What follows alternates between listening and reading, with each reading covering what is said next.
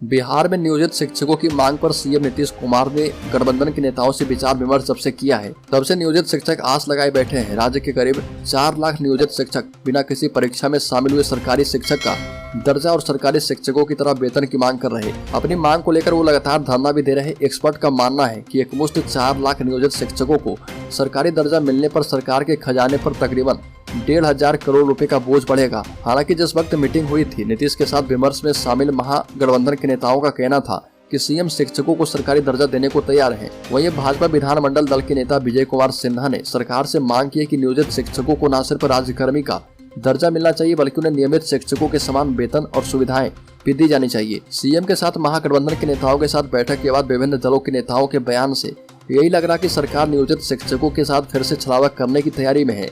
सरकार की मंशा साफ रहती तो बैठक में शिक्षक संघ के नेताओं को बुलाया जाता, पर उन्हें आमंत्रित नहीं किया गया। विजय सिन्हा ने कहा कि नियोजित शिक्षकों की मांग जायज है। यदि सरकार गंभीर है तो नियोजित शिक्षकों को सीधा समायोजित करे। नियमित शिक्षकों के समान ही उन्हें वेतन मिले, यानी समान काम के बदले समान वेतन दिया जाए और सेवा शर्तों को भी समान बनाया जाना चाहिए।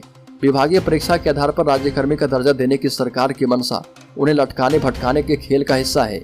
विजय सिन्हा का मानना है कि इस पूरे प्रकरण में नई शिक्षक रूल बुक सरकार के षड्यंत्र का हिस्सा है। नई रूल बुक के तहत बहाली की प्रक्रिया को जारी रखते हुए सरकार नियोजित शिक्षकों पर दबाव बनाना चाहती है। विजय सिन्हा ने कहा कि नियोजित शिक्षक भी उतना ही काम करते हैं जितना सरकारी शिक्षक करते हैं, लेकिन दोनों के वेतन में अंतर है। बिहार में सरकारी शिक्षकों की जो नियुक्ति प्रक्रिया चली है और जो परीक्षा हुए हैं उसमें 44,000 से 55,000 के बीच वेतन मिलेगा, जबकि समान काम करने के बावजूद नियोजित शिक्षकों को 30,000 से 45,000 के बीच ही वेतन मिलेगा।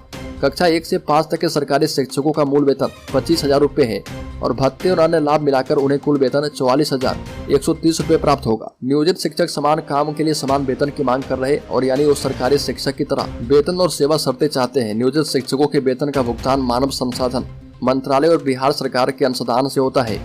प्राथमिक कक्षाओं के लिए नियोजित शिक्षकों का वेतन 30-35 हजार है और माध्यमिक शिक्षकों को 35 से 40 हजार रुपए मिलते हैं। उच्च माध्यमिक शिक्षकों को 40 से 45 हजार के बीच वेतन दिया जाता है और इसी विसंगति को खत्म करने के लिए नियोजित शिक्षक सरकारी ओहदे मांग रहे।